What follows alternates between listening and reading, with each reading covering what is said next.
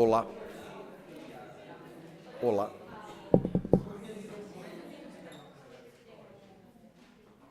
Boa noite.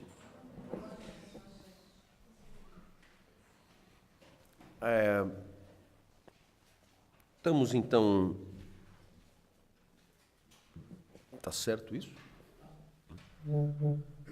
Estamos então desenvolvendo alguns aspectos da reflexão ética de Aristóteles.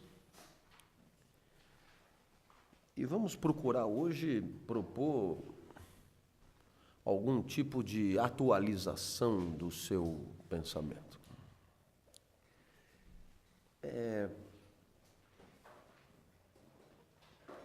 Aristóteles, ao classificar os tipos de conhecimento, estabeleceu uma categorização consagrada até hoje. A divisão entre saberes que ele denominava de teoréticos e saberes práticos. E os teoréticos nos interessam um pouco, mas os práticos eram dois: a política e a ética. Eu não sei se você se dá conta, mas os saberes práticos em Aristóteles correspondem rigorosamente às duas disciplinas que eu tenho aqui no CRP. Ora, mas o que é que podemos aprender disso? Ora, nós podemos aprender disso duas coisas. Porque é sempre bom pensar com humildade. A primeira coisa é que, se existem dois saberes, a ética e a política, é porque, para Aristóteles, ética e política não são a mesma coisa. Isso é óbvio. Pois é, eu gosto de explicitar as obviedades. Mas aprendemos uma segunda coisa. É que, embora não sejam a mesma coisa, apresentam características próximas. Apresentam características que justificam um pertencimento a uma categoria comum de conhecimento. Em outras palavras, ética e política são diferentes, são coisas diferentes, são saberes diferentes, mas os dois estão sob o mesmo guarda-chuva, que é o guarda-chuva dos saberes práticos. Os saberes da praxis, os saberes, digamos, da conduta ou da ação humana. Ora, pensando em atualizar essa preocupação, eu trago para a reflexão de hoje dois conceitos. E eu faço questão absoluta de apresentá-los, porque ao longo do semestre passado, nós tivemos uma série de ocorrências na nossa atualidade que justificam essa exemplificação. E os dois conceitos que eu trago para discussão nesta quinta-feira são os conceitos de tolerância e laicidade. Bem,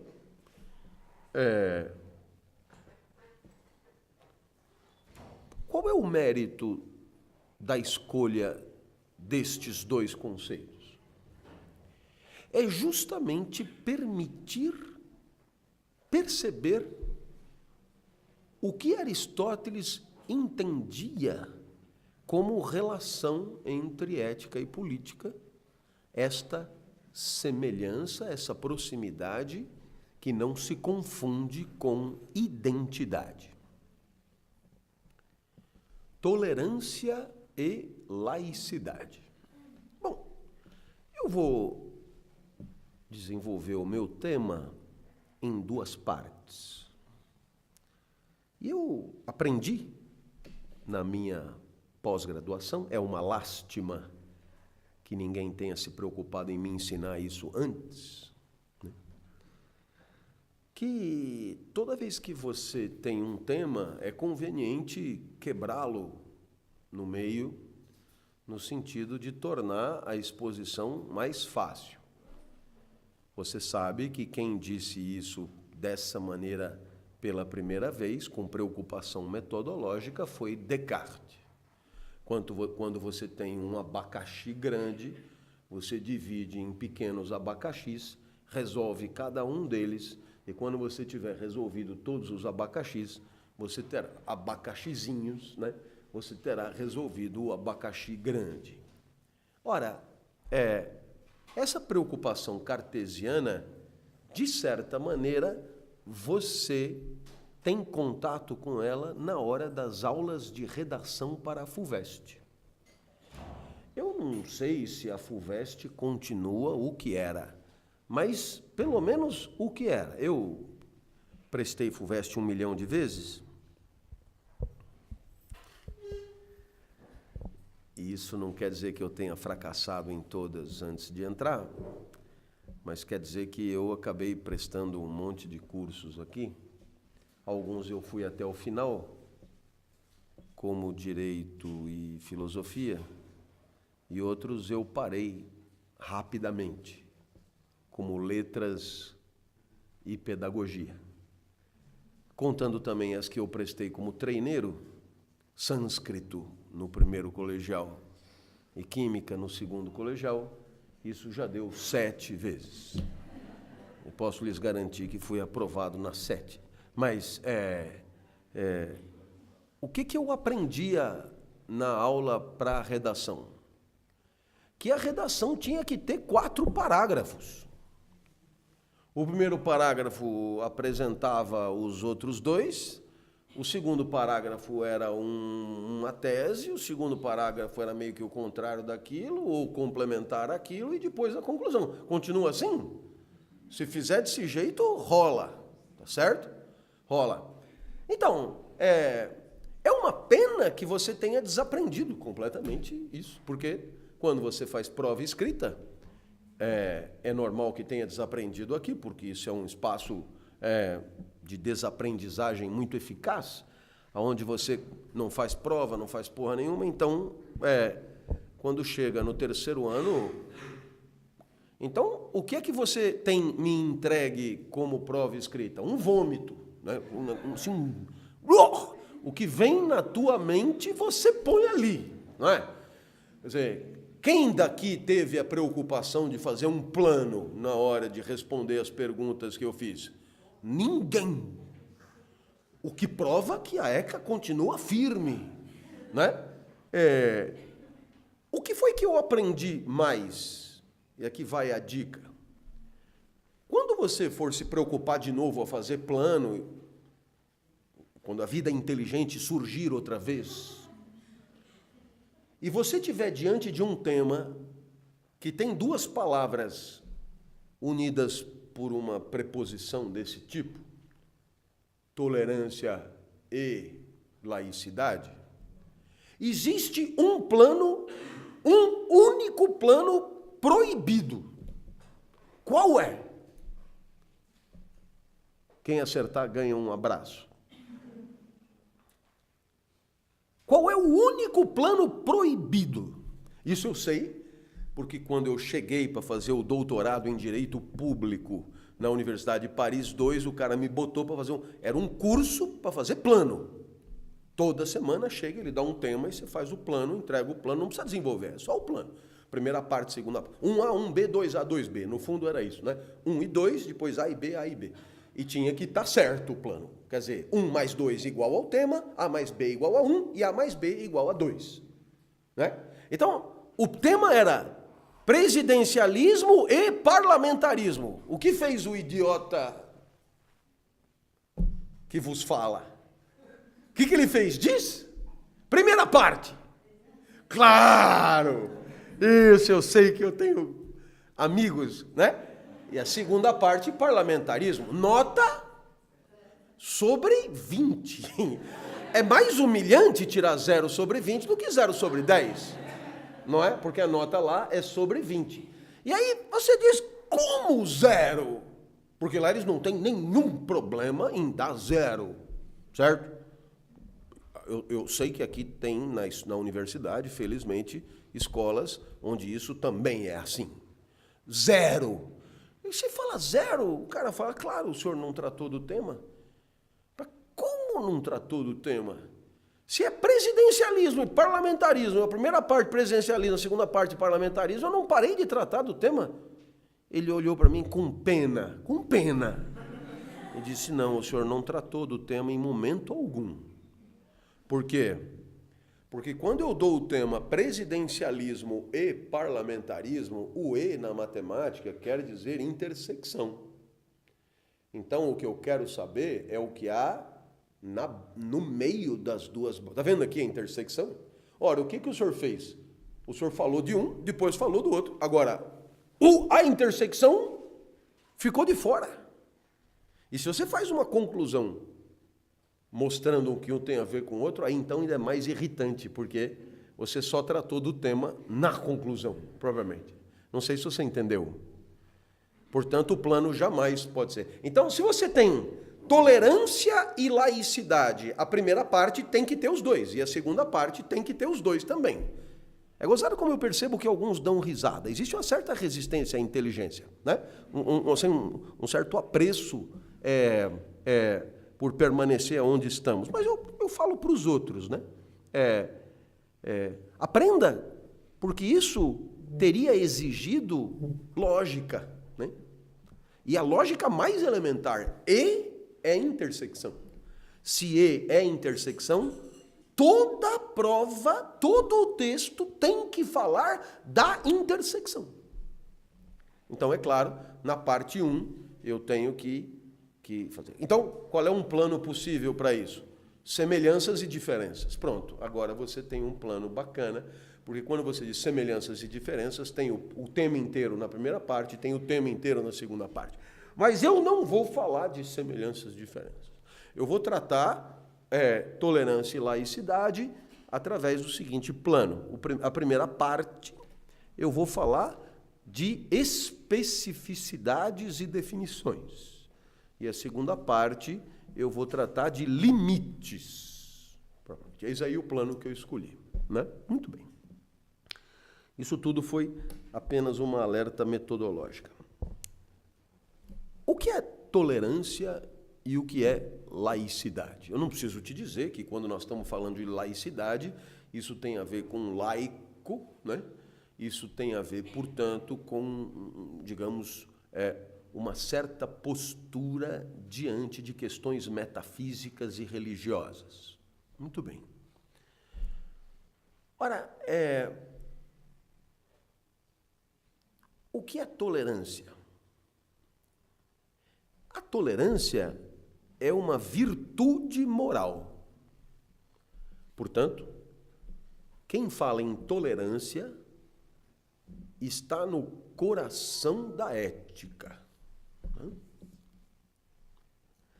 Laicidade é um princípio político, é um princípio de organização da cidade. Portanto, quem fala em laicidade está no coração da política.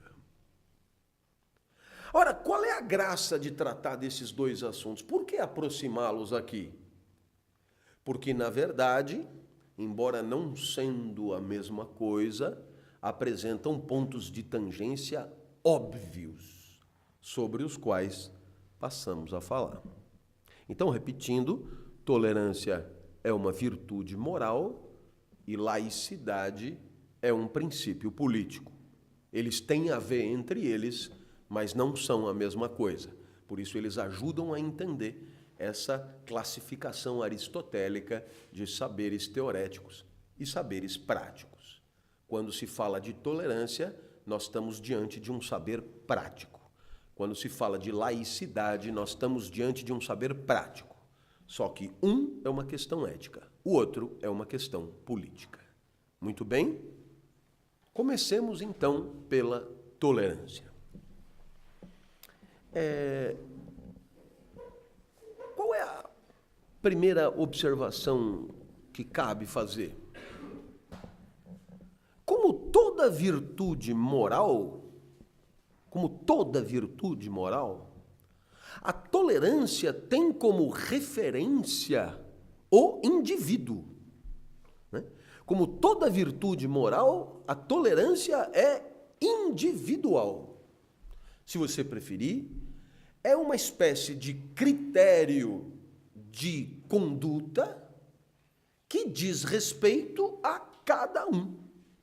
Portanto, não há que falar numa cadeira tolerante. Não há que falar numa foca tolerante. Não há que falar numa cidade tolerante. Não há que falar num estado tolerante. Não há que falar numa instituição tolerante. Porque tolerância é critério de conduta individual. Portanto, quem pode ser tolerante? Um bule de café? Jamais. Mas João, Maria e Pedro, sim, podem ser tolerantes. Como toda virtude moral diz respeito ao indivíduo e sua conduta. Perfeito? Estamos indo bem? E a laicidade? Se você preferir, já que estávamos no adjetivo, mantenhamos o critério. Vamos falar então de laico. Quem é que pode ser laico? Você percebeu, né? João é tolerante, mas João jamais será laico, né? João é laico. Essa afirmação é tão absurda quanto, um criado mudo é veloz, né? Porque a velocidade não pode ser atributo de um criado mudo, como a laicidade não é atributo de João. Por quê? Entende? Não sei, eu posso tornar isso ainda mais claro. Você diz amargo. Aí você diz chocolate. Muito bem, porque o chocolate pode ser amargo. Amargo, o cara diz para-choque. Não, um para-choque amargo não faz sentido, porque seria preciso degustá-lo e não se degusta para-choque. A amaricidade não é atributo possível do para-choque. Ora, a laicidade não é atributo possível de João. Porque laico é atributo de uma sociedade. Uma sociedade é laica, um estado é laico. Um país é laico, mas João não. Estamos indo bem? Então você percebe que João é tolerante, mas não é laico. Por outro lado, o Estado brasileiro é laico, mas não pode ser nem tolerante nem intolerante, porque a tolerância não é atributo de uma cidade. A tolerância é atributo de uma pessoa. Como o amargo é atributo de chocolate. Está indo bem? Estamos indo, realmente é pegar pela mão de um jeito assim, não faria com os meus netos. Não só por não ter netos, antes de mais nada, mas porque isso exige, digamos, um carinho infinito com o auditório. Que virtude é essa, a da tolerância? Ora, uma boa maneira de identificar o que uma coisa é excluindo o que ela não é. Isso é procedimento de humildade, né? E eu, muitas vezes entendia o que é o grande pelo pequeno, o que é o preto pelo branco, o que é o quadrado pelo redondo, o que é o etc. Então, é claro, a tolerância é uma virtude moral que se opõe ao ódio, que se opõe à cólera, que se opõe ao fanatismo, que se opõe à raiva, que se opõe à violência. Portanto, você percebe que a tolerância, ela não é um monte de coisa, né? Então, mas aqui vale a pena realmente refletir. Se ela não é tudo isso, positivamente o que ela é? É virtude que nos leva a aceitar pensamento, discurso e comportamento do outro que não aprovamos. Que não aprovamos. Essa é a definição positiva de tolerância.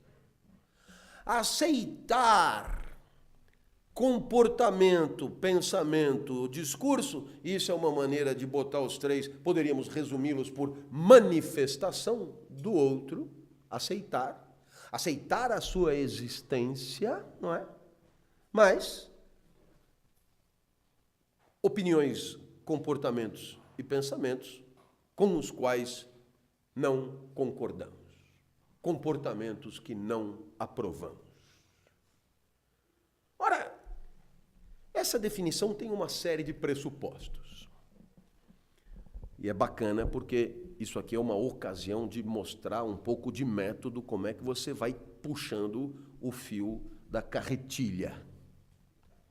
Na hora que você diz que tolerância é aceitar um comportamento, um discurso, um pensamento de alguém com o qual você não concorda, quais são os pressupostos? Primeiro pressuposto: a tolerância sempre é em relação a alguém.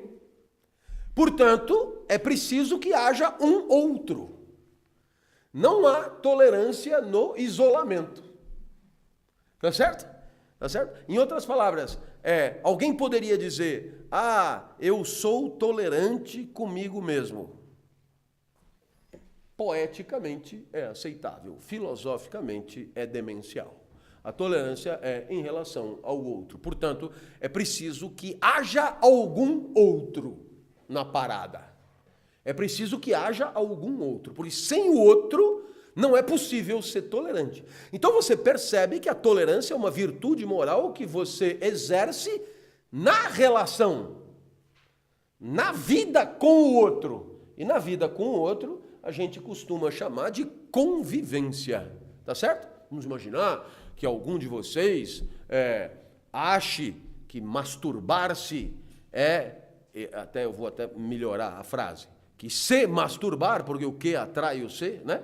Que se masturbar é um vício ou defeito moral.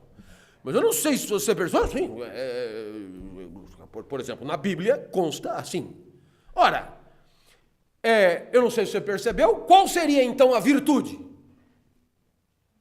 Não se masturbar, porque o não também atrai o se. Não se masturbar. Ótimo. Esse não se masturbar, você pode exercer na solidão absoluta, no isolamento absoluto, numa ilha, sozinho. Você não se... Eu conheci uma moça completamente alucinada, que a única coisa que ela realmente cobrava de mim era não a masturbação. E claro, o relacionamento acabou rapidamente, porque não era uma exigência que eu estava disposto a suportar. Meditem no isolamento e verão que não há relacionamento que valha essa privação. Mas estou dizendo levando a sério, né? Porque, claro, como é uma coisa que você faz sozinho, você pode mentir, você mente mesmo o tempo inteiro, então, mas se for para levar a sério, é insuportável. Então, a tolerância pressupõe um outro. Eu não sei se você entendeu. Quer dizer, não se masturbar é uma virtude, para muitos, é uma virtude que pode ser praticada no isolamento. A tolerância, não, porque ela sempre é em relação a alguém. Se não tiver alguém, não tem tolerância. Então, Robinson Crusoe. Esse não estava completamente sozinho, né? Tinha outro. Sempre, nem para isso a literatura serve.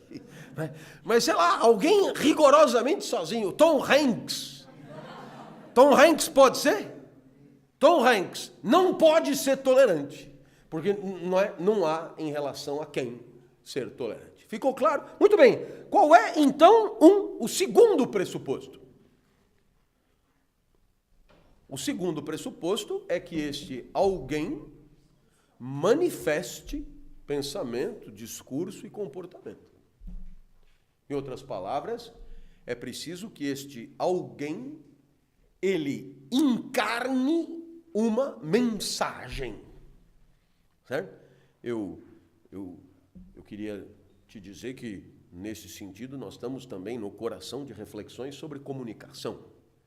Eu poderia aqui perfeitamente dizer que tolerância só é possível diante de alguém que comunica, se você preferir.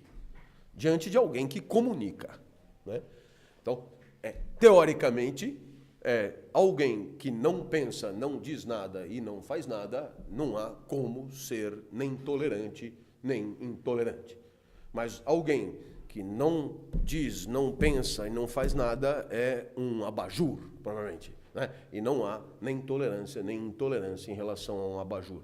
O problema somos adeptos da tese que tudo que existe comunica quando observado por alguém. Então, é claro que, nesse sentido, é perfeitamente possível a intolerância acontecer mesmo diante de alguém que não tenha aberto a boca para falar dos seus pensamentos. Basta se vestir e a comunicação se dá através do vestuário, basta a posição do corpo e a comunicação se dará através dos gestos. Então, a tolerância ou intolerância depende de uma forma privilegiada de comunicação que existe sempre que duas pessoas estão em relação. Está perfeito isso aqui? Esse é o segundo pressuposto. Porque o primeiro é existir alguém. Segundo, que esse alguém comunique. Mas há um terceiro pressuposto. E qual é o terceiro pressuposto? Que esse alguém comunique algo que eu não aprovo. Que esse alguém comunique algo com o que eu não esteja de acordo. Portanto, existe a premissa da desaprovação, a premissa da não concordância como condição da tolerância ou da intolerância. Em outras palavras,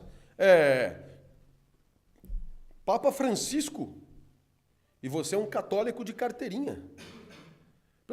Não há nem tolerância nem intolerância. Essa virtude é uma virtude que não pode aparecer. Por quê?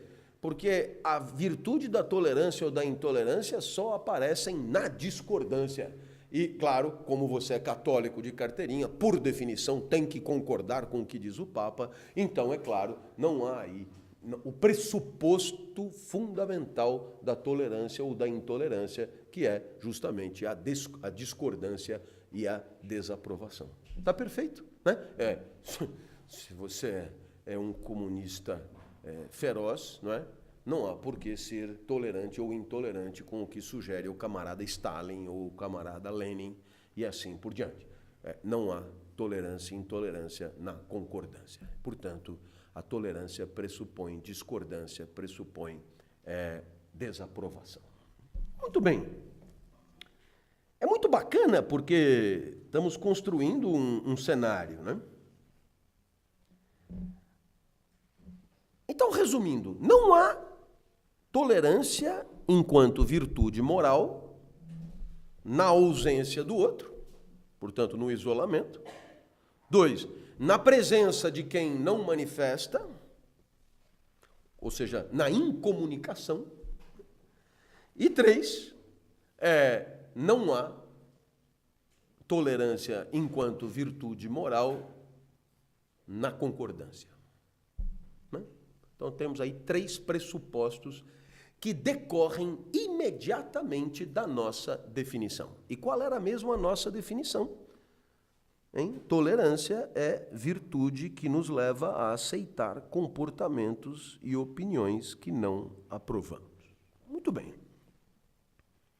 Ora, eu queria trazer aqui uma definição de tolerância que vai nos propor Voltaire. Você sabe que Voltaire escreveu um lindo tratado sobre a tolerância, mas não é esse livro que eu estou me referindo. Eu estou me referindo a um dicionário filosófico, que curiosamente eu adquiri numa banca de jornal. Sabe desses livros capa dura que vendem em banca de jornal? Dicionário Filosófico de Voltaire. E Voltaire lá fala da tolerância e tem uma frase que eu fiz questão de colocar entre aspas, porque ela é extremamente rica para apresentar esta virtude. Eu não compartilho suas ideias, mas lutaria até a morte para que pudesse expressá-las. Do caralho. Matou a pau. Tolerância é isso. Não concordo com você, mas farei de tudo para que você continue pensando o que pensa e dizendo o que diz. Esse é o tolerante. Sou tolerante, é um sujeito virtuoso. Muito bem. Ora, aqui eu queria apresentar 3 problematizações periféricas em relação a essa questão. E, curiosamente, essas 3 problematizações, elas servem para qualquer virtude. Portanto, nós estamos no coração do nosso problema. A tolerância pressupõe aquilo que a psicologia chama de dissonância cognitiva. E o que é a dissonância cognitiva? Quando você vai estudar a recepção, uma das maneiras de estudar a recepção é você, por exemplo, se dedicar a perceber que com o controle remoto na mão, as pessoas vão trocando de canal freneticamente. Então, claro, como bom cientista, o que você tem que acreditar é que aquela troca de canais tem causas. Não é assim. Não, estou trocando porque estou trocando. Não. Tem causas. Ora, o que é que a psicologia cognitiva nos propõe? Toda vez que você se depara com mundos com os quais você não se afina cognitivamente, isto é, com os quais você não concorda, no caso de uma pessoa, você tende, quase sempre sem perceber, você tende a evitar aquela mensagem dissonante. Eu vou repetir. Qual é o princípio da dissonância cognitiva? O princípio da dissonância cognitiva mostra que todos tendemos, no mais das vezes inconscientemente, a procurar no mundo mensagens que sejam consonantes e, portanto, alinhadas com o que acreditamos certo. E a evitar aquilo que é contraditório com as nossas convicções. Então, se você gosta do Lula e tem um tucano na televisão falando mal do Lula, a chance de você zapeá-lo é muito alta. Por quê? Porque isso te produz um certo desconforto. Ora, eu queria que aqui você entendesse o que eu estou tentando explicar. O que é a dissonância cognitiva? A dissonância cognitiva é uma tese científica. A tolerância é uma virtude moral. A dissonância cognitiva é um saber teorético. A tolerância é um saber prático. E onde está a diferença? A diferença está no seguinte: apesar de sabermos que, quando uma mensagem no mundo está em desalinho com o que acreditamos, tendemos a evitar, a virtude moral da tolerância nos leva a aceitar, a se expor, a continuar ali e, portanto, a reconhecer a existência de um ponto de vista, um discurso ou um pensamento que não é aquele com o qual você concorda. Perceba, então, que a tolerância é virtude moral de resistência ao princípio da dissonância cognitiva.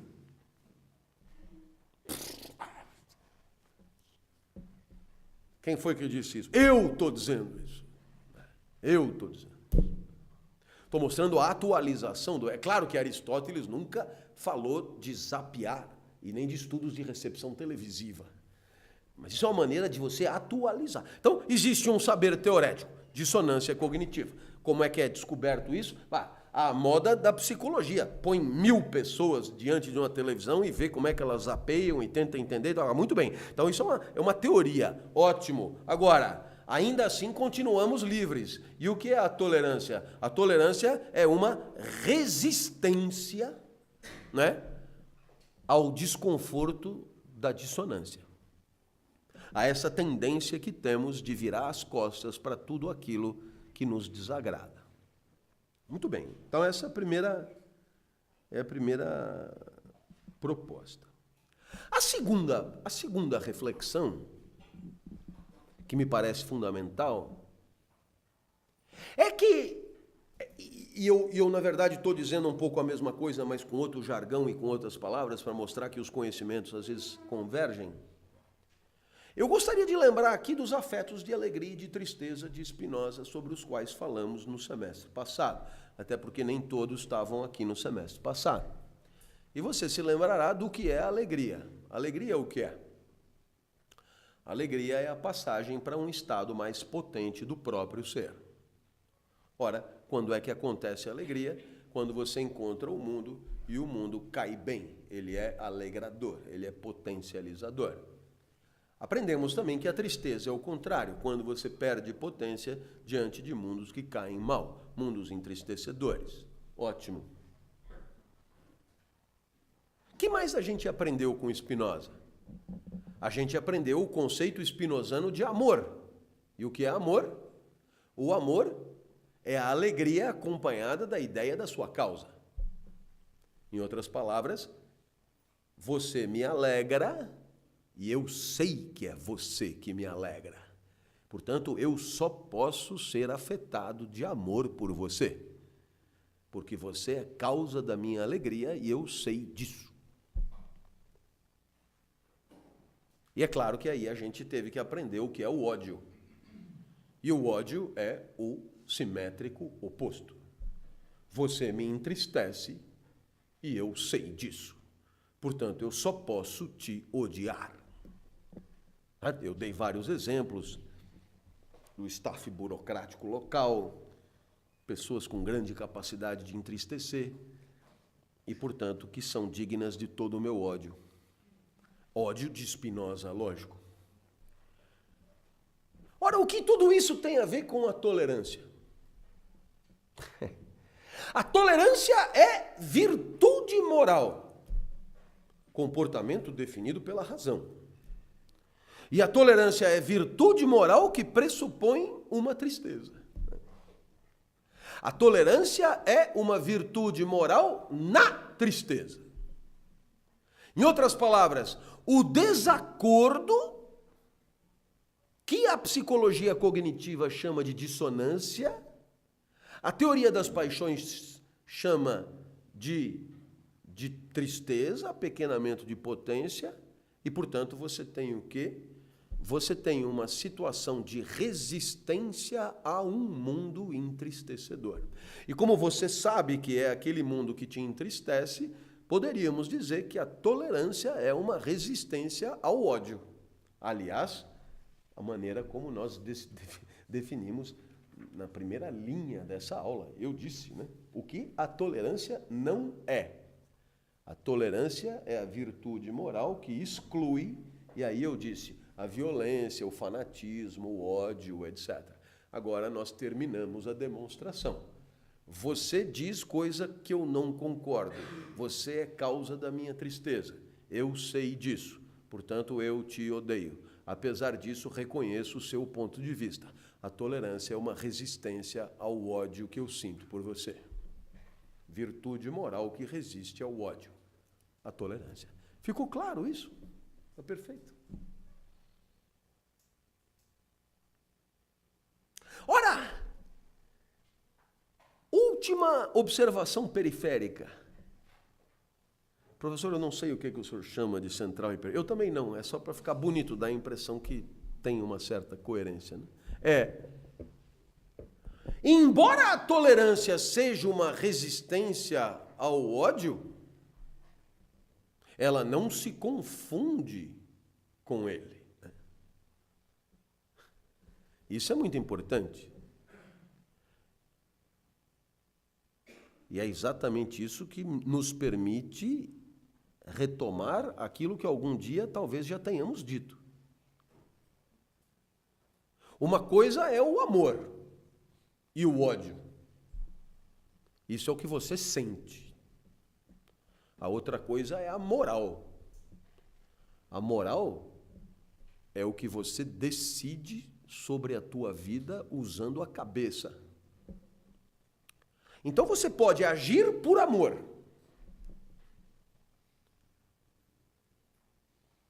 E você pode agir na moral.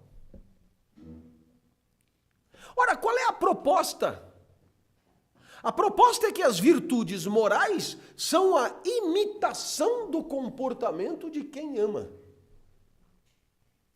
Portanto, as virtudes morais são o quê?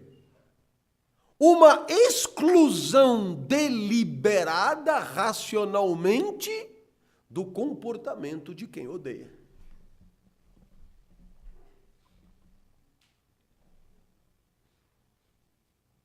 Eu sei que você me contempla boquiaberto, porque a aula vai ganhando em sofisticação. Eu não entendi porra nenhuma. Então, vamos dar exemplos. Nos dias de hoje eu viajo todo dia. E todo dia eu trago um presente para minha filha.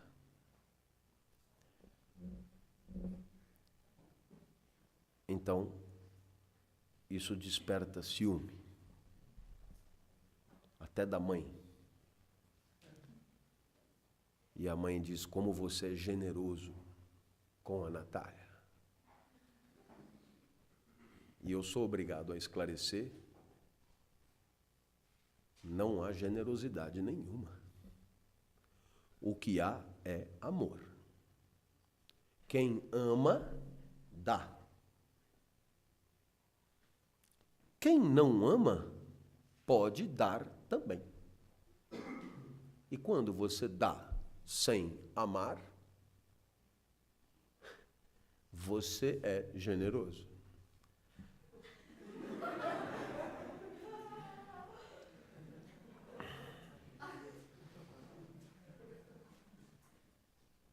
Não sei se já aconteceu isso com você. Você certamente já deu por amor. Mas eu tenho certeza que você também já deu sem amor.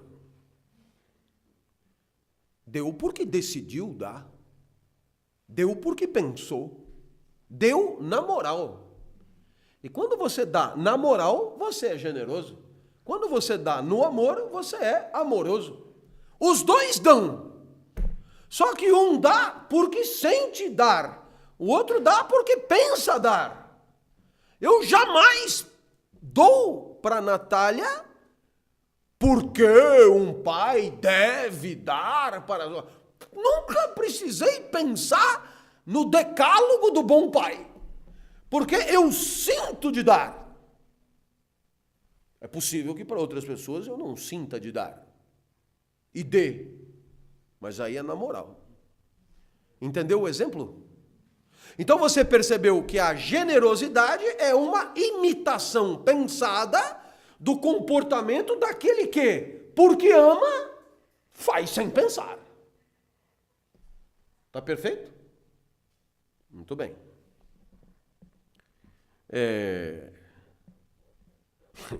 Seria muito interessante você, num momento de intimidade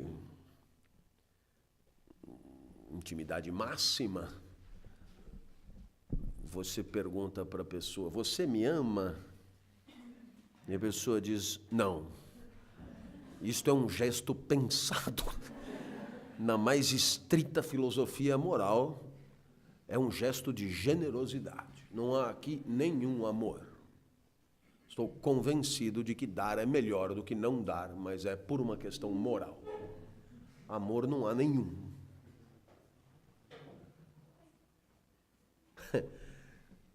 Veja como é paradoxal. Como você se sentiria se alguém dissesse isso? Muito mal, disse esta jovem de calça pink. No entanto, pare para pensar. Se aquele que copula com você, copula por amor, acautele-se, porque o amor sai na urina.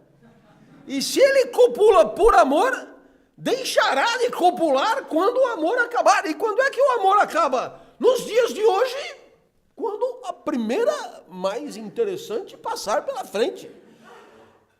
Portanto, veja só, você quer que ele fique com você para sempre e no amor? Ora, não seja besta. Se for para sempre, tem que ser na moral.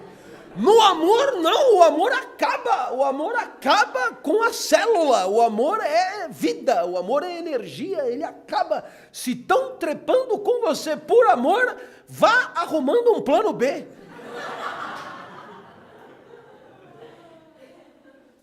Portanto, qual seria a solução para manter a promessa do altar, de ficar para sempre? Sem amor, na moral. Porque na moral, aconteça o que acontecer com o sentimento, a virtude moral permanecerá mesmo. Eu transarei com você até o momento que eu tiver pinto, eu transarei com você. Se eu te amo ou se eu te odeio, porque o amor e o ódio, basta o semáforo fechar e você muda, né? Se eu te amo ou se eu te odeio, nenhuma importância. Estarei aqui, ereto, vertical, para te comer, na moral.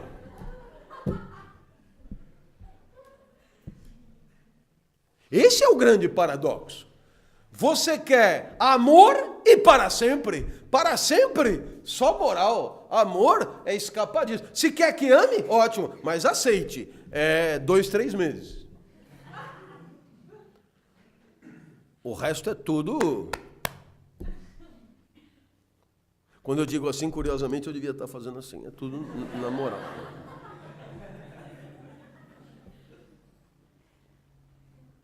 Né? Tomemos um segundo exemplo. Você é doido por alguém. Já aconteceu? A sensação que eu tenho é que isso é cada vez mais raro. Eu não sei se eu também não tenho conversado muito com as pessoas. Porque eu passo 90% do meu tempo em sala de embarque. Então, eu não sei se as pessoas ainda se apaixonam. Mas quando você gosta de alguém, não tem como trepar com outro. Até tem. Mas é horrível, velho. Você não tem nada mais desagradável do que trepar com um pensando no outro. Já aconteceu isso com vocês? Você faz de ódio, né? Tomou um chifre, vou devolver. Encontra o primeiro, né? Ponto de ônibus da Poli, você encontra o... Onde você foi parar? Né? Degradação em estado máximo. Ponto de ônibus da Poli, né? Você diz, você, venha me comer. E aí você dá pro cara pensando no outro. É uma coisa muito triste, né? Então, quando você ama, a exclusividade do sexo é por amor.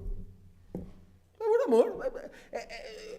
Quase, não tem, você pensa na pessoa 24 horas por dia, isso me aconteceu uma vez. Você pensa 24 horas por dia. 24 horas por dia. Então com quem você vai transar? Com ela. Porque você come com ela, almoça com ela, dorme com ela, faz xixi, acorda de noite, vai fazer xixi no vaso, a figura da pessoa aparece. Você pinta. Não aconteceu isso de olhar, né? Você pega e fala, pô, o que você estava fazendo na privada ontem à noite? Não é? Então, claro. Mas você concordará comigo que nesse caso de você não conseguir fazer sexo com outra pessoa que você ama muito uma, nesse caso não há fidelidade nenhuma. O que há é amor. E o que é a fidelidade? É essa coisa de trepar com um só. Eu digo, nesse contexto. Porque você pode decidir, na moral, presta atenção, eu não te amo mais, mas eu não vou sair por aí trepando, vou continuar trepando só com você, até porque já não tenho mesmo para muito, então você já está aí mesmo, então é coisa... Então, agora você é fiel. O fiel é aquele exclusivo sem amor. Né? No lugar que precisa de um contrabaixo.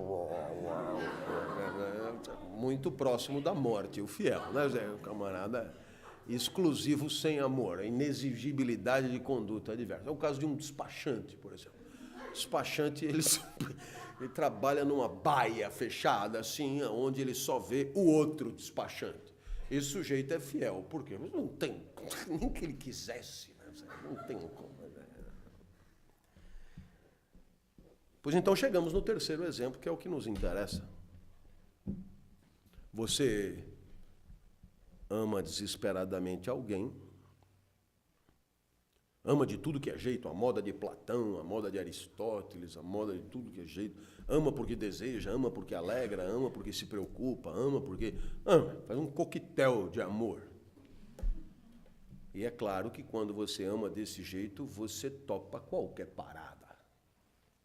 A pessoa, por exemplo, não vai perder o show inédito que reúne Michel Teló e Luan Santana. Não tem como perder. Aí você olha... Você, né, velho, que já teve a sua dignidade, coleção de Pink Floyd no vinil, né, você que, né... Aí você diz, vamos lá. Tá certo? Vamos lá. Mas você vai por quê? Tolerância? Amor. Sabe? Aceitar uma opinião com a qual você não concorda. Quando é que existe tolerância? Quando você aceita a opinião diferente da tua sem amor. Tolerância não é amor, é uma resistência intelectual e moral ao ódio.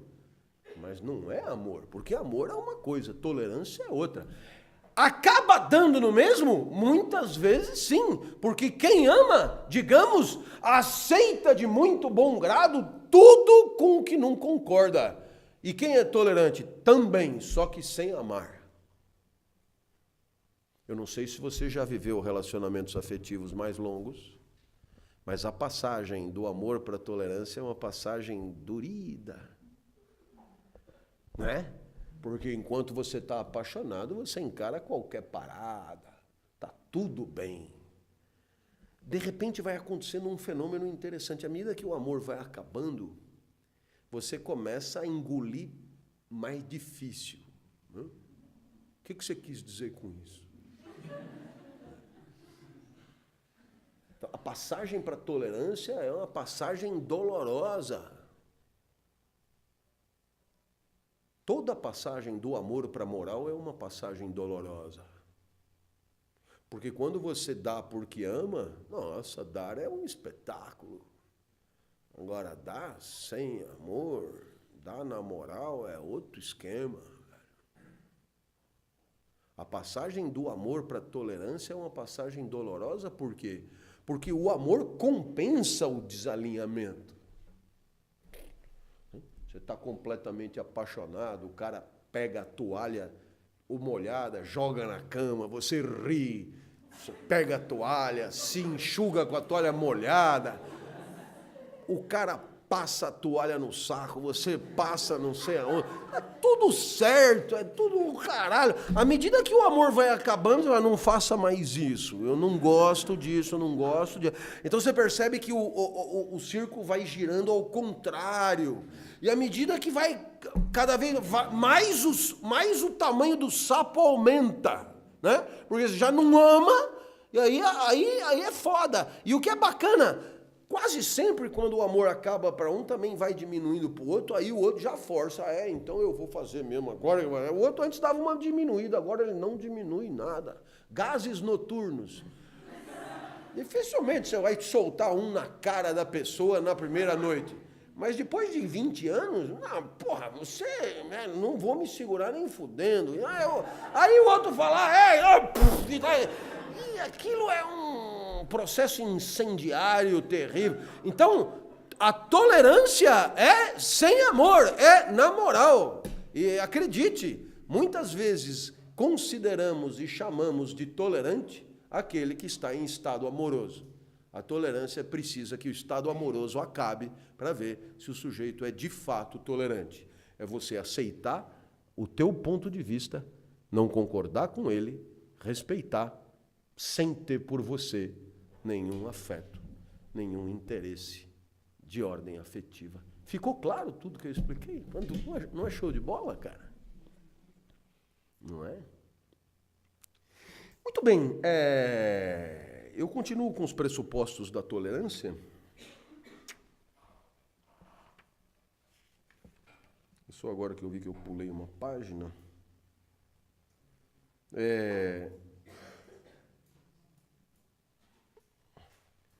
E aqui eu proponho mais um pressuposto. Só podemos ser tolerantes e, portanto, intolerantes diante de manifestações que poderiam ter sido outras.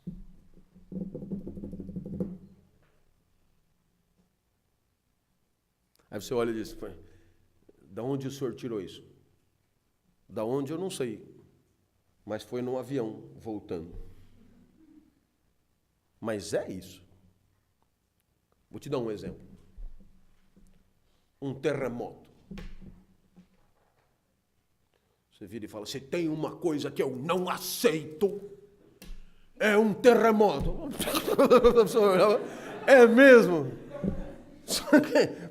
Bela bosta, velho. O terremoto está cagando e andando para você. Por quê? Porque o terremoto é um terremoto. Não tem tolerância ou intolerância diante de um terremoto. Ou então, ao contrário. Não, o terremoto tem todo o direito de terremotar. Porque, né, se você falar isso, ele fala aquilo, o terremoto terremoteia. Eu tô dentro, tô aplaudindo e tal. É estúpido, tanto um quanto o outro. Não há tolerância diante de acontecimentos da natureza, porque eles são inexoráveis. Então, não há tolerância diante do cachorro. Eu sou muito tolerante com o meu cachorro. Você é ignorante com o seu cachorro. Por quê? Porque o cachorro age como só poderia agir. E ninguém pode ter tolerância ou intolerância diante de uma coisa que é o que só poderia ser. Mas ele me perturba. Isso é outra história. Isso é outra história. A tolerância não é isso. A tolerância, portanto, é sempre diante da conduta humana. Por quê? Porque é a única coisa no universo que poderia ser diferente do que ela é. Mas tudo na conduta humana? Claro que não. Me faz lembrar, eu gosto sempre, o meu filho mais velho, que tem agora 25 anos, e que agora não trabalha mais com champanhe, mas trabalha com o quê?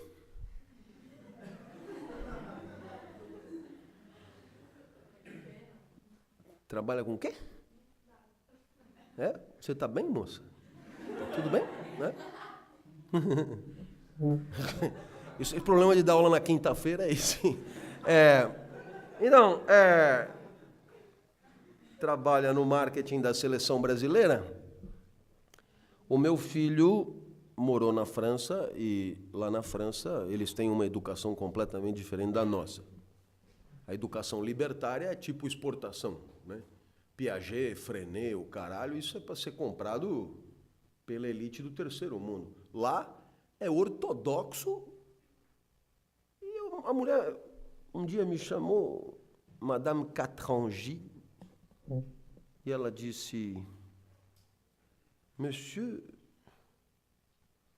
votre enfant a vomi par terre.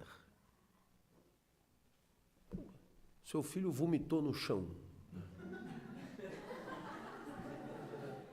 Eu olhei e falei, bom, ainda bem, né? Porque se ele tivesse vomitado no teto, seria mais difícil. E ela me disse, mas ele tinha que prevenir. Falei, minha senhora, se ele chegou a vomitar é porque não deu para prevenir. Eu não estava lá, mas eu acho, né? Porque é constrangedor vomitar. E ela pegou e falou, não sei, vocês que vêm de países exóticos. Eu peguei e falei, não, toda vez que a gente vomita, a gente sempre procura alguém, abre a calça da pessoa por trás e vomita dentro. Mas jamais no chão, é uma regra de educação que a gente sempre respeita. E eu fui para casa pensando, essa mulher é intolerante. Mas mais recentemente eu me dou conta que ela é só escrota. Mas ela... Porque o ato de vomitar justamente é um ato inexorável, é um fenômeno da natureza. E não pode haver intolerância com relação a um fato inexorável. Você quer ver, tem outra coisa que não pode haver nem intolerância, nem intolerância. É com aquilo que nós sabemos ser absolutamente verdadeiro. Então, não há tolerância ou intolerância na matemática. Né? Ou seja, 2 mais 2 são 4. Pois é. Essa afirmação não gera em mim, não permite despertar em mim nem tolerância, nem intolerância. E se você diz que 2 mais 2 são 5, você erra, mas o erro é inexorável, dadas as condições cognitivas que são as tuas. Portanto, a intolerância não é nem uma questão de verdade, nem uma questão de erro. Existe tolerância ou intolerância ante opiniões e pensamentos em relação aos quais não temos uma verdade absoluta. Do tipo, o Estado de São Paulo estaria em melhor situação se não tivesse sido governado pelo mesmo partido nos últimos 20 anos. Ponto. Eu não sei se você percebeu, mas eu estou emitindo uma opinião que poderia ser outra. E aí você pode exercitar a sua virtude moral da tolerância. E quando é que você exercita? Quando você não concorda comigo, mas aceita a minha opinião diferente da sua. Ficou claro? É evidentemente que no caso de 2 mais 2 são 4, isso não é possível. Tá certo? Então, espero que você tenha percebido esse aspecto da tolerância e da intolerância. A tolerância é uma virtude moral que está sempre diante de outra manifestação de natureza moral ou política também. Tá certo? Então, quer dizer, o sujeito diz, lá fora tem um coqueiro, esse é o tipo de manifestação que não se presta à tolerância ou intolerância. Mas se você diz, achei do caralho o que fez o jogador Sheik, né? Ao dar um selinho no seu colega, etc e tal, e achei uma babaquice o que fez a torcida do Corinthians e não sei o que lá, pois esse é o tipo de afirmação que se presta a você, a despertar em você tolerâncias ou intolerâncias. Não sei se está ficando claro, né? Qual é o real objeto da tolerância e da intolerância. A tolerância é uma virtude moral que tem por objeto outra manifestação moral. Né?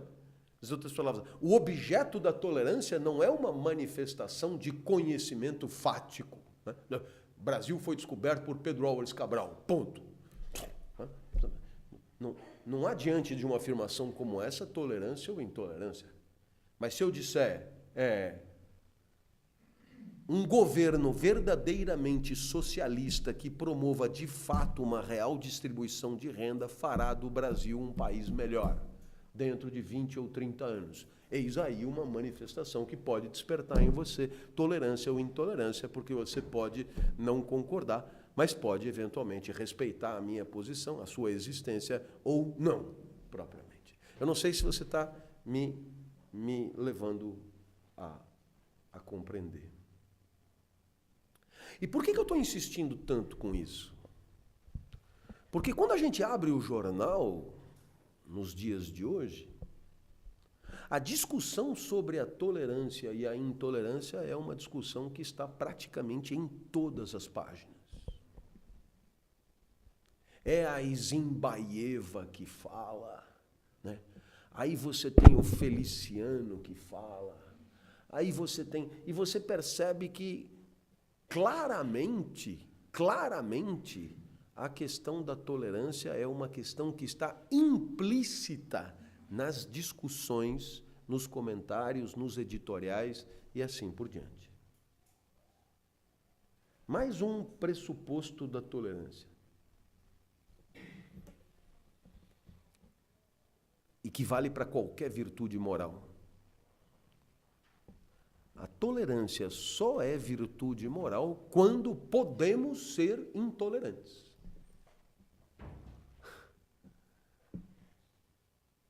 Em outras palavras, eu poderia usar isso para qualquer virtude moral. A virtude moral só faz sentido se você pode ser viciado. A virtude nunca é uma inexorabilidade, ela é sempre uma possibilidade escolhida. Lembra do anel de Giges. O que é a virtude moral? É aquilo que você faria mesmo que fosse invisível. É aquilo que você faria mesmo que fosse invencível. E, portanto, você só é tolerante se você pode ser intolerante. E quando é que você pode ser intolerante? Você pode ser intolerante quando você pode punir ou impedir a manifestação do outro. Você pode ser intolerante quando você tem poder para ser intolerante. Portanto, veja o paradoxo. Para poder ser tolerante, é preciso ter poder para ser intolerante. Porque senão a tolerância é uma resignação passiva e de virtude não tem nada. Yes! Chega o Anderson Silva e diz, você tem cara de besta. E você diz, vou usar da minha tolerância e vou aceitar a sua opinião que discrepa da minha. Não, velho. O que existe aí é uma impossibilidade de fazer diferente. Portanto, quando é que você pode ser tolerante? Quando justamente você pode fazer calar o objeto da sua intolerância. Portanto, a tolerância é uma virtude moral dos fortes, exercida diante dos fracos.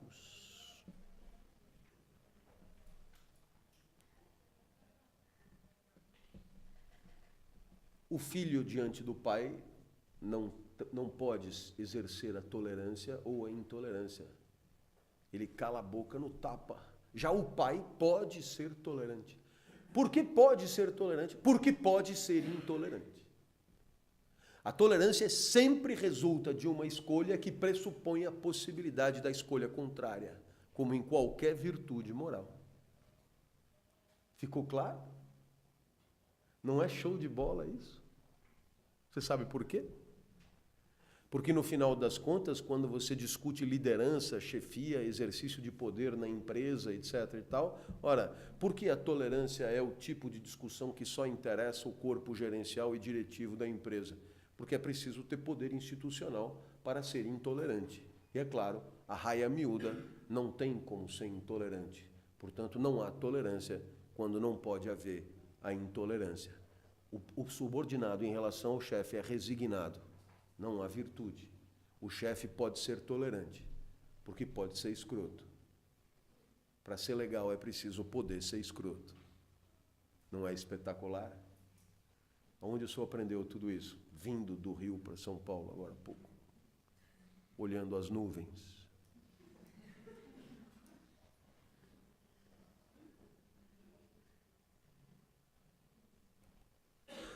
Bom, nesse momento valeria a pena fazer uma reflexão sobre limites.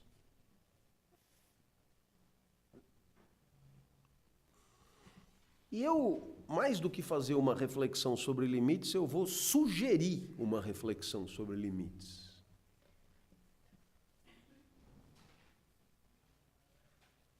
E por que eu vou sugerir uma reflexão sobre limites? Porque você poderia pensar que a tolerância é uma virtude moral sem limites. Então, bastaria fazer 2 ou 3 perguntas para que o constrangimento aparecesse.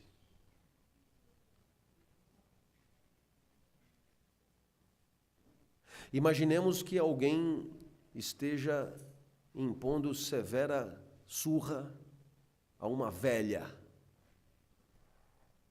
num ponto de ônibus. E por quê? Porque esse alguém acredita que os velhos ocupam espaço demais no mundo e deveriam morrer. Ora, você pode escolher entre interromper a surra ou não. Mas se você interromper a surra, você está sendo intolerante em relação a um ponto de vista que não é o seu. Então você deixa o cara matar a velha em nome da tolerância. Eu não tinha pensado nisso. Pois é. Quer mais um exemplo? Os nazistas fizeram o campo de concentração.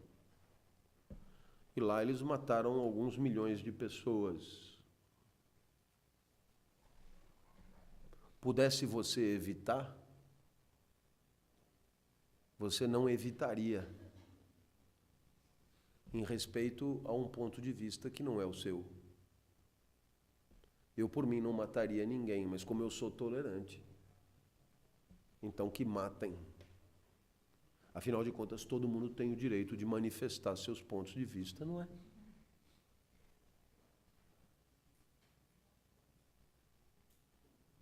Alguém constrange alguém à prática do coito. E você pode interromper, vendo a vítima reagir. Mas em nome da tolerância, quem é você para julgar, não é? Problematização da frase do Papa. Quem sou eu para julgar? Pois é, mas a tolerância tem limites. Você pode, eventualmente, não julgar quem queira ser gay. Mas se alguém quiser estuprar uma criança de 5 anos, talvez seja melhor que você julgue. E impeça, se puder, demonstrando toda a sua intolerância e inconformidade com aquela manifestação. Eu não sei se você percebeu, mas a tolerância fora dos limites é imoral, é um vício, deixa de ser uma virtude. É por isso que eu insisti com vocês, desde que eu entrei aqui no primeiro dia, que o nosso estudo é um estudo de complexidade. Porque eu fiquei 1h30 defendendo a causa da tolerância. E bastaram 3 minutos para pôr para fuder tudo. Porque fica evidente que se você for tolerante com tudo, você está assinando embaixo todas as barbaridades que o homem comete sobre o mundo. E é por isso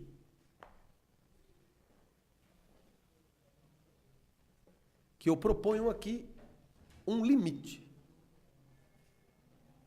E é claro que eu vou propor esse limite e submeto esse limite à reflexão de vocês.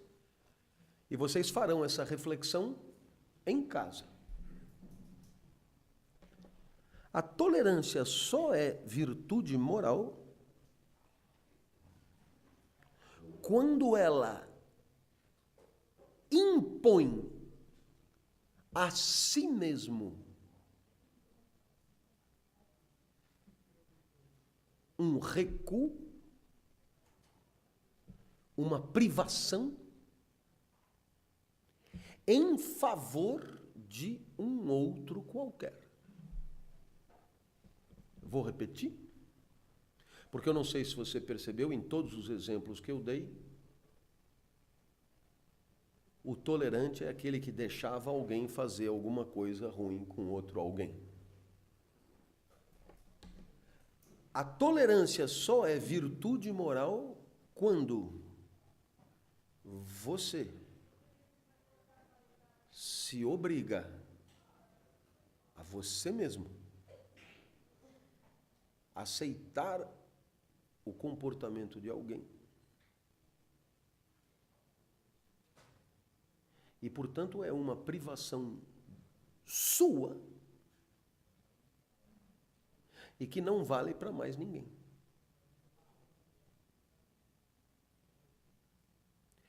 Quando você faz esse limite,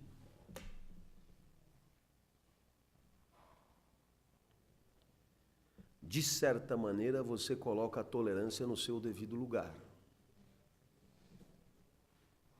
E qual é o seu devido lugar? O seu devido lugar é o lugar da moral. Pensamento individual que busca a identificação da melhor forma de agir e de viver. Aonde está o verdadeiro problema desses limites da tolerância? É querer fazer da tolerância uma regra política. Porque a regra política que corresponde à tolerância individual, nós vamos tratar com o nome de laicidade.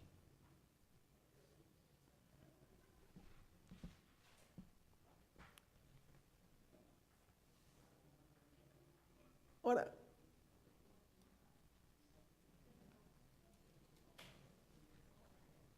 conforme eu disse, a laicidade não é uma virtude moral. E a laicidade não é uma virtude moral simplesmente porque ela não é individualizável. Ela não é referência de conduta individual. Ser laico não é atributo de uma pessoa. A laicidade, portanto, é um princípio político. Mas aqui você tem uma primeira semelhança. Porque da mesma maneira que para ser tolerante eu preciso escolher, podendo ser intolerante, para ser laico, o Estado tem que escolher, podendo não ser laico. Em outras palavras, enquanto a tolerância é uma opção moral individual, a laicidade é uma opção política coletiva. Resulta de uma deliberação coletiva.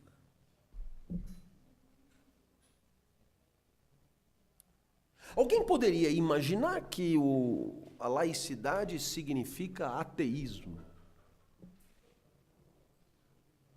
Mas isso é uma barbaridade. Um Estado laico, uma sociedade laica, jamais quis dizer uma sociedade onde ninguém acredita na existência de Deus.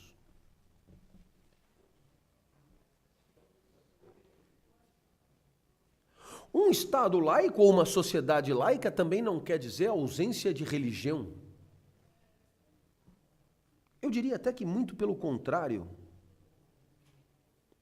A laicidade tem a ver com a forma como uma sociedade se organiza.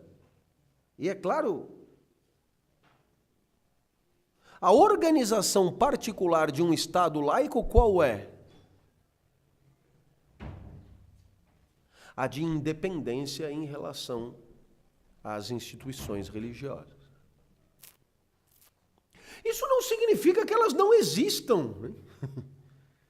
Isso não significa que as pessoas não acudam aos cultos religiosos, muito pelo contrário. Para que o Estado possa ser independente das instituições religiosas, é preciso que as instituições religiosas existam. E a laicidade também é a independência das instituições religiosas em relação ao Estado. Liberdade de culto, portanto. Eu vejo, portanto, por detrás da laicidade 3 características. A neutralidade do Estado frente às diversas instituições.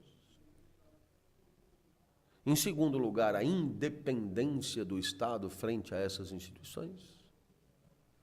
Em terceiro lugar, a liberdade, não só do Estado frente a essas instituições, como vice-versa.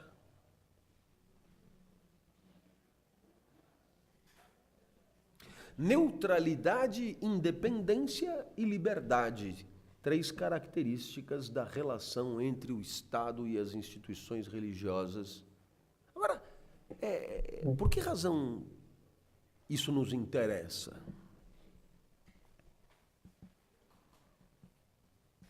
Porque a todo momento você assiste o Estado brasileiro tendo que dar conta de questões que um Estado laico não deveria dar.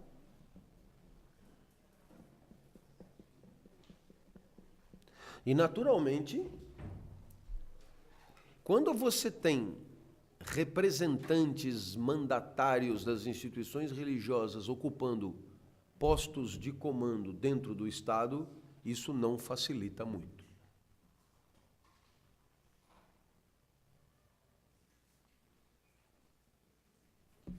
Existem estados que não são laicos.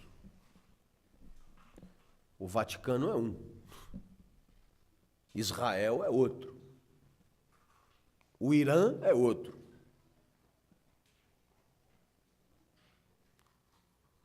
Mas a Albânia é outro. Porque na Albânia é proibido o culto religioso. O ateísmo é a lei. E o Estado laico não é o Estado ateu. O Estado laico é o Estado indiferente, autônomo, neutro em relação a toda e qualquer manifestação religiosa.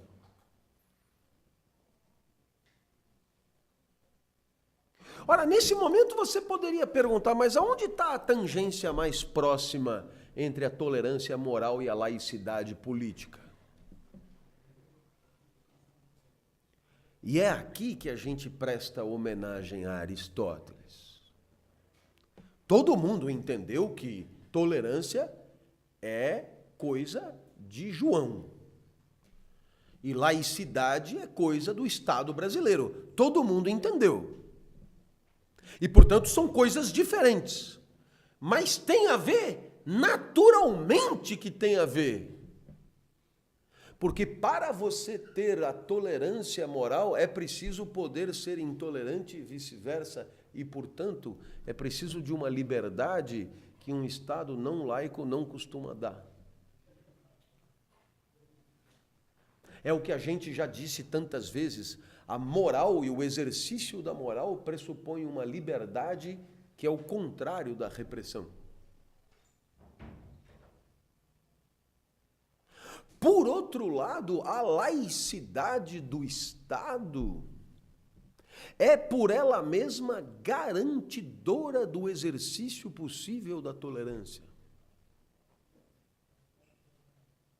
E, de certa maneira, pessoas tolerantes tendem a patrocinar um estado de abertura para N credos. Eu não sei se você percebeu, mas são absolutamente interligados. Porque se você tem uma certa intolerância em relação a um certo tipo de pensamento, nada mais normal que, na condição de dominante, você faça com que o Estado deixe de ser laico, ou seja, proíba esse tipo de manifestação. A tolerância e a intolerância são, portanto, resultado do exercício da consciência moral, enquanto que a laicidade e o dogmatismo são o resultado da consciência política. E as regras de moralidade individual que chancelam a tolerância e a intolerância também têm muito a ver com as leis que chancelam a laicidade e o dogmatismo dentro da sociedade. Então, eu não sei se você percebeu, mas nós estamos, de fato, traçando caminhos paralelos, aonde ética e política, mesmo sendo diferentes,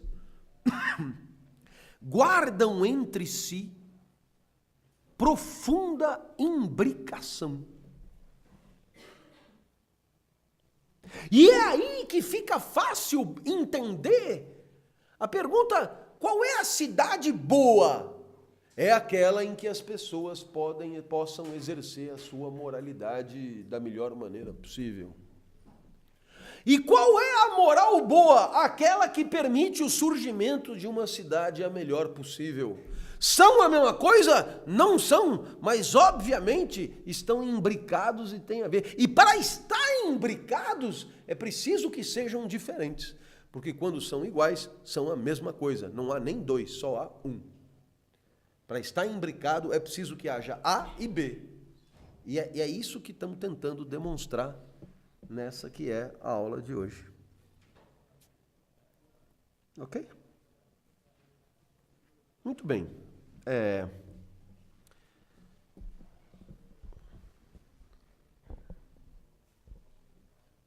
Um segundo aspecto que eu queria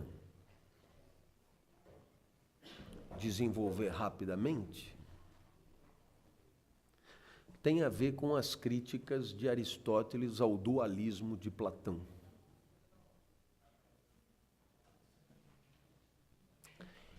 E esse dualismo de Platão, em especial o dualismo antropológico, que divide o homem em corpo e alma, Aristóteles faz uma série de perguntas que vale a pena apresentar aqui.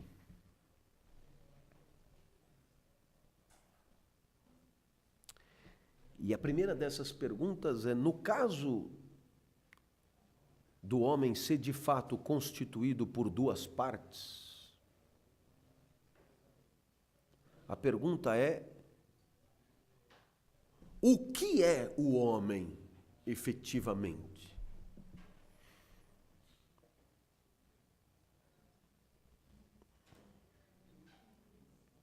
E aqui você tem um problema, né? Porque se o homem é constituído por duas partes e elas estão em relação, você poderia dizer que o homem é a imbricação ou a relação entre corpo e alma.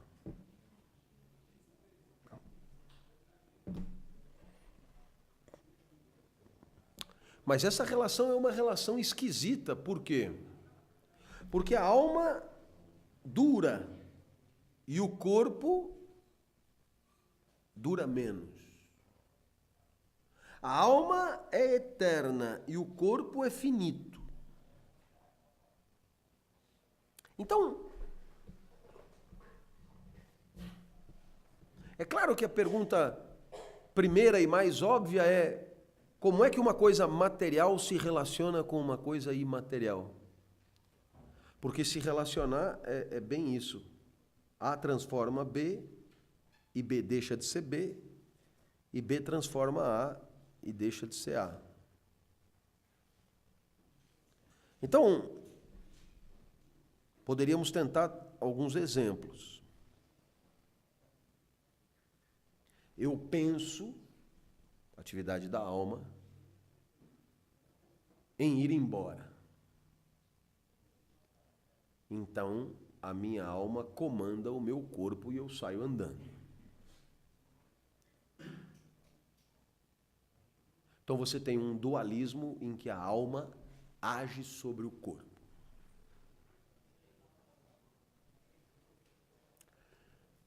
Você pega um alfinete e espeta o alfinete na minha coxa.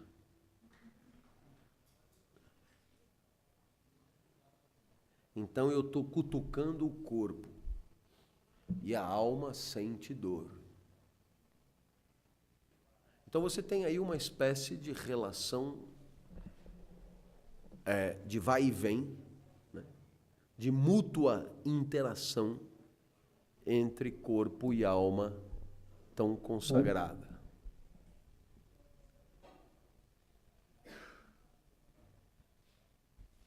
Então, se você diz que é o corpo, que você é o corpo mais a alma em interação, quando o corpo morre, o que acontece?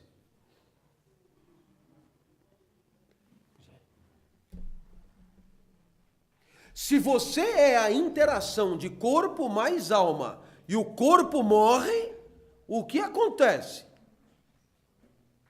Você não pode ser mais a interação do corpo mais alma porque o corpo não está. Não sei se você percebeu. Então, de duas uma. Ou você é só a alma. Agora, se você é o corpo mais a alma, não tem vida eterna porra nenhuma, não tem vida após a morte, não tem alma, não tem você depois. Porque se você é corpo mais alma, desapareceu o corpo, lamento. Se você é duas partes, uma cai fora, não há mais você. Não há mais você.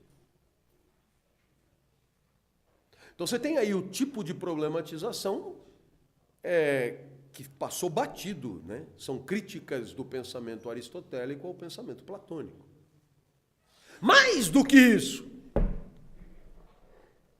se quando eu espeto um alfinete, você sente dor,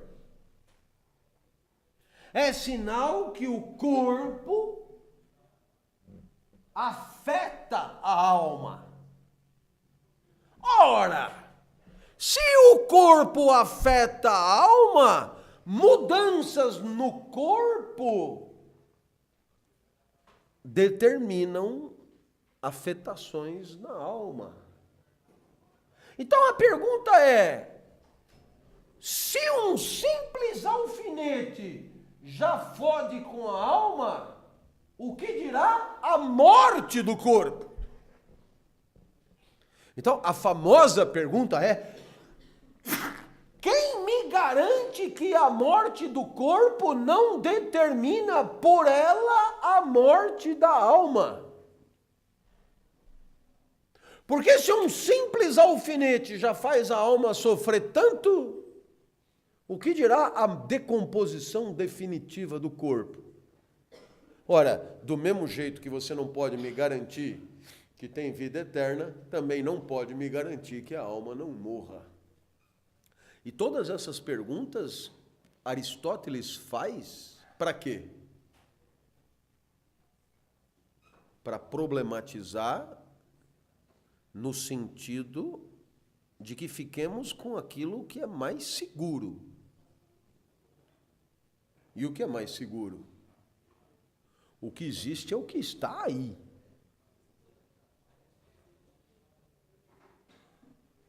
E se você pensa, é o corpo que pensa. E se você quiser chamar de alma a atividade pensante do corpo, fique à vontade. Desde que você saiba que a alma é o corpo quando pensa. A alma é o corpo quando sente. E aí fica fácil, porque acabou a vida, morre o corpo e ficamos... Porque isso nos desobriga de considerar a possibilidade de você continuar existindo depois de morrer.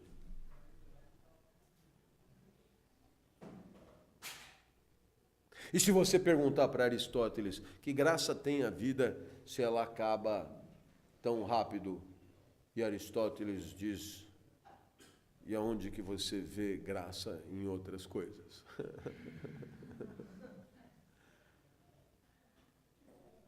Talvez o mundo não seja mesmo um lugar de coisas engraçadas. Portanto, a partir de agora nós temos um problema para enfrentar. Se aceitamos a hipótese dualista, é bem confortável porque temos liberdade para escolher entre tolerância e intolerância, porque é a alma que faz isso para nós. É uma virtude moral, coisa da alma que pensa. E mesmo que o corpo deseje outras coisas, a virtude moral se impõe. Lembra, a tolerância é uma resistência contra o ódio, né? O corpo odeia, mas a alma não, segura na manha, você tem que ser tolerante, etc. e tal. Então, o dualismo resolve o problema da liberdade em relação aos apetites do corpo, porque a alma, sendo independente, é soberana. Ótimo.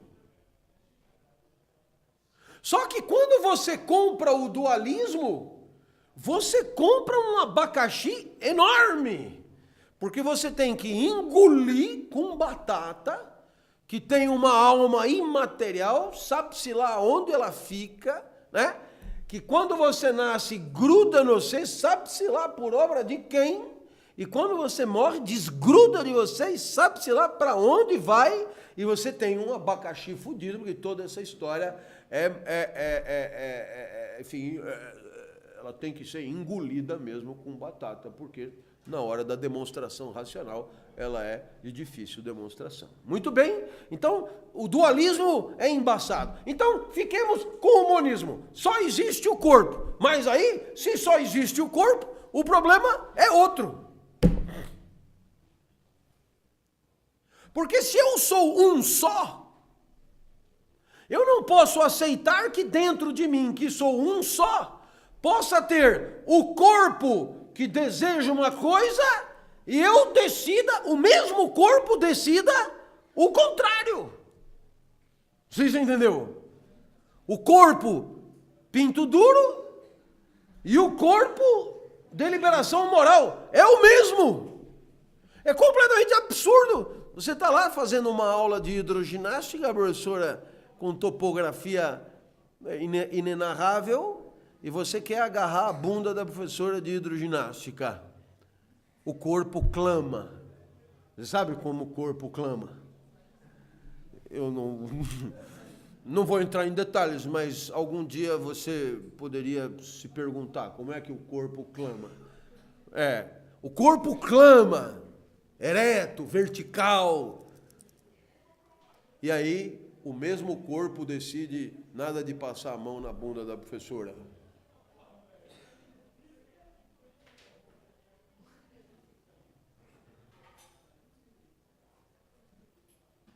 Aparentemente não tem resposta. O que teria me feito pensar na contramão dos meus apetites? O que teria me feito decidir na contramão das minhas inclinações? Se é o mesmo que se excita e que delibera. O normal seria que toda deliberação fosse no mesmo sentido do tesão. O que sabemos não acontece. Quase nunca. Não é? Concorda ou não concorda? Quando é que você decide no sentido do seu tesão? Uma em cada 1000. Você sai por aqui, sai pelo corredor, por você já beijaria um, agarraria o outro, passaria a mão na bunda de outro. Não sei. O que você faz? Porra nenhuma. Porra nenhuma. Quando é que você se atreve a fazer alguma coisa que o teu corpo pede? Uma em cada 1000.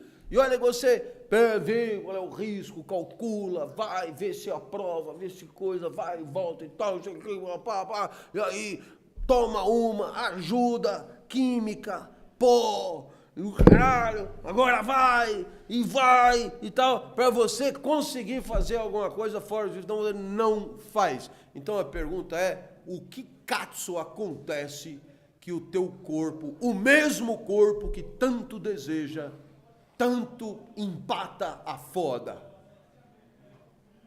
Então você percebe que nós temos diante de nós um problema que, obviamente, nós vamos discutir muito sem conseguir resolver.